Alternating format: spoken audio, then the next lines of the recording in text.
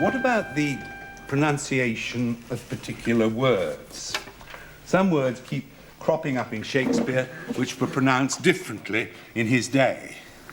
Yes, and I think this often gives Shakespeare actors a bad name with the public who don't quite understand why we do use what are now archaic pronunciations. For instance, there's a line in Richard II where he's divesting himself of his majesty and he says, "My manors, rents, revenues I forego." We're familiar enough with the word revenue, inland revenue in English tax terms, but you can't say, "My manors, rents, revenues I forego," because although it has its own sort of rhythm, it's contrary to the rather stately rhythm of the regular blank verse. So if you hear a Shakespearean actor mispronouncing a word, he's actually mispronouncing it because it's what Shakespeare wants rather than what he wants. Well, it's argued that the old stress is hard for the audience to follow. But is it? I personally believe we should use the old pronunciation partly because the rhythm of the line sounds better, but partly because in context the old pronunciation is often actually easier to say. A good example is in Antony and Cleopatra, when Antony is dead and Cleopatra says she'll kill herself. Show us.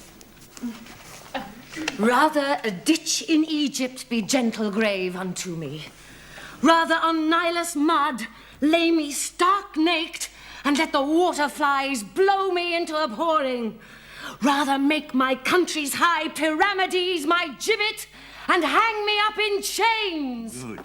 Now, we may be used to saying pyramids, but pyramids is clear enough, and the alternative would be a tongue twister. Try doing it as pyramids to see what happens.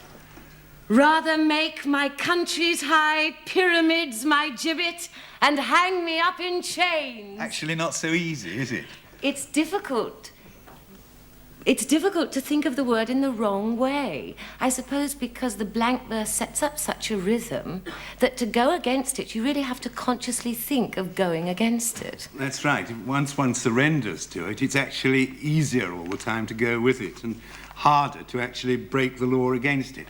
I mean, let's take another example and go to another play and do Cressida in Troilus and Cressida, where she's desperate because she's being taken from Troilus, whom she loves, from be moderate, be moderate.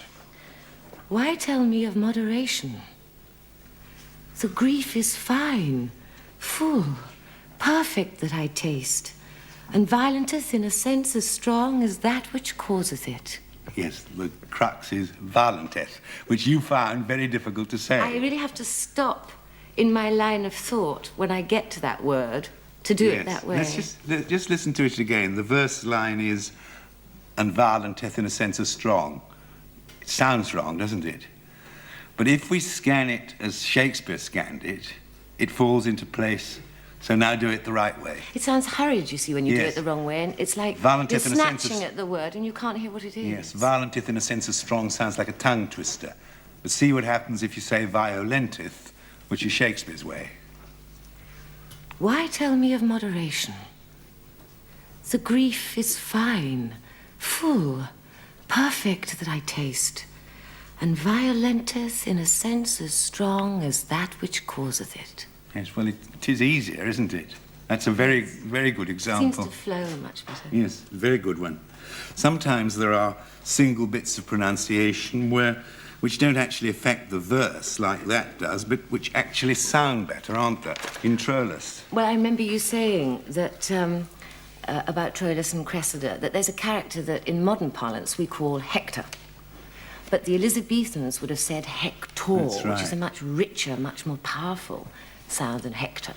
Yes, they also pronounced what we call Troilus as Troilus, which sounds more romantic, which probably befits his character. And in that case, Troilus, Shakespeare sometimes scans the word as 2 syllables and sometimes as 3, and it depends on how he uses the word in the verse line at a given moment. So, Ian, come in and do a bit of Troilus with your Cressida. And is it true that I must go from Troy? A hateful truth. What? And from Troilus too? From Troy and Troilus. Is it possible? 'Tis possible. We've never acted together. We always laugh. That's why we never act together. You see, it scans differently in the two verse lines. A hateful truth, Wotton from Troilus 2, where it counts as From Troilus 2. two syllables. And then in the next verse line, from Troy and Troilus is possible, is another verse line. And Shakespeare often does that with his names. He scans them to convenience in his verse line. So maybe there was a bit of correcting of one another on the pronunciation. Maybe that's why we laughed. Maybe she would Yes. laugh. Do you think it's likely that in Elizabethan times people didn't pronounce their names constantly and had different pronunciations? No, it's really, as in laws of English poetry, most poets take this license, don't they? And sometimes scan a word one way and sometimes another. Really good. Thanks. Here's an example of how the scansion of the verse makes a big difference to the pronunciation. From the opening soliloquy of Richard III.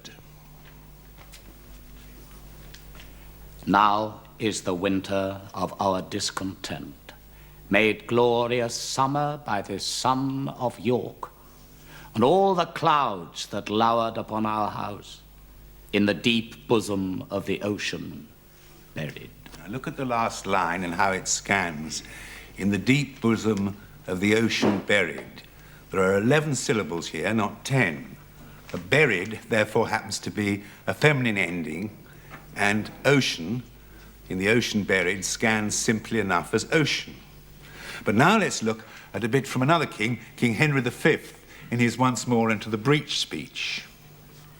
Then lend the eye a terrible aspect. Let it pry through the portage of the head like the brass cannon. Let the brow o'erwhelm it as fearfully as doth a galled rock o'erhang and jutty his confounded base, swilled with the wild and wasteful ocean. Now, something funny happens there. Swilled with the wild and wasteful ocean.